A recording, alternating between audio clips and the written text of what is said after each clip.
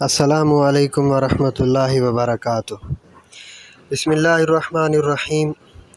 شروع اللہ کے نام سے جو تمام جہانوں کا پالنے والا ہے۔ اللہم صلی علی محمد وعلی آل محمد کما صلیت علی ابراہیم وعلی آل ابراہیم انک حمید مجید۔ اللہم بارک علی محمد وعلی آل محمد کما بارکت علی ابراہیم وعلی آل ابراہیم انک حمید مجید۔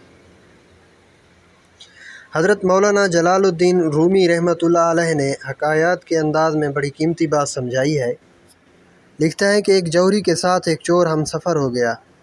چور نے کیا دیکھا کہ جوہری کے پاس ایک قیمتی ہیرا ہے۔ دل ہی دل میں کہنے لگا کہ جب رات کے کہیں یہ جوہری سویا تو میں اس کے اسباب سے ہیرا نکال کر فرار ہو جاؤں گا۔ جوہری اپنے ہم سفر چور کی نیت سے آگاہ ہو چکا تھا۔ جب رات آئی تو سونے سے پہلے جوہری نے اپنا ہیرا چور کے اسباب میں رکھ دیا اور بے فکر ہو کر سو گیا۔ چور رات بھر جوہری کے اسباب میں ہیرا تلاش کرتا رہا، مگر حیران تھا کہ نہ جانے جوہری نے ہیرا کہاں چھپا دیا ہے۔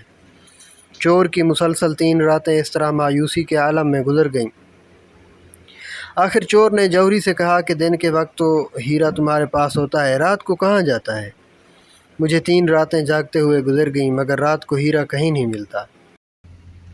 جوہری نے کہا، تم میرے اسباب میں ہیرا تلاش کرتے رہے ہو، کاش کبھی اپنے اسباب میں بھی اسے ڈھونڈنے کی کوشش کرتے تو تمہیں مل جاتا۔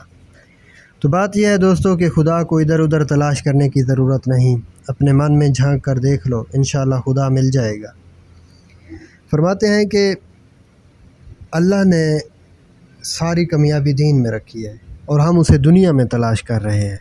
یہ جوہری اور چور کا جو واقعہ ہے یہ اس پہ بڑا فٹ آتا ہے کہ اللہ نے دنیا اور آخرت کی کامیابی دین میں رکھی ہے اور ہم اسے دنیا میں تلاش کر رہے ہیں جہاں وہ ہے ہی نہیں۔